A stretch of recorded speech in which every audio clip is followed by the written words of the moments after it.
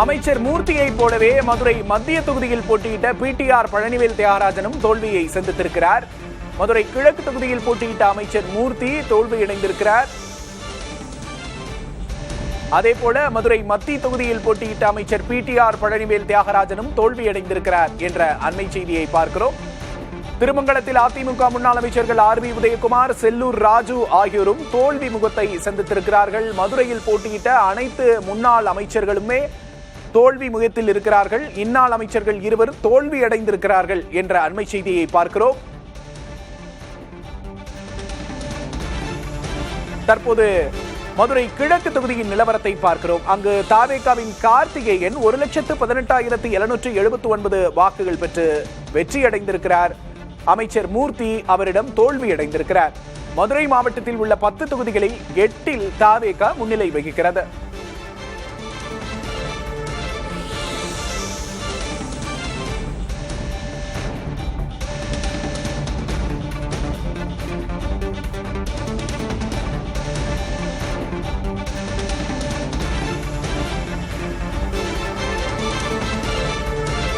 மதுரை மத்திய தொகுதியின் நிலவரத்தை பார்க்கிறோம். தாவேகா வேட்பாளர் 63,410 வாக்குகளை பெற்றிருக்கிறார்.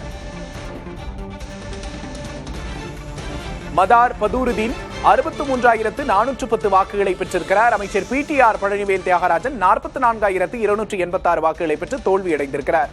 சுந்தர் சி அதிமுக வேட்பாளர் 33,488 வாக்குகளை பெற்று தோல்வியடைந்திருக்கிறார். மதுரை மத்திய தொகுதி அதிகம் கவனிக்கப்பட்ட ஒரு தொகுதியும் கூட. பிடிஆர் மற்றும் சுந்தர் சிக்கு இடையில்தான் போட்டி என்ற நிலை இருந்த நிலையில் அங்கு தாவேகா வெற்றியை ருசித்திருக்கிறது. 63,410 வாக்குகளை பெற்று தாவேகா வேட்பாளர் அங்கு வெற்றியை தட்டிச் சென்றிருக்கிறார். அதிமுக மற்றும் திமுக ஆகிய கட்சிகள் மதுரை மத்திய தொகுதியில் தோல்வியை தழுவி இருக்கின்றன.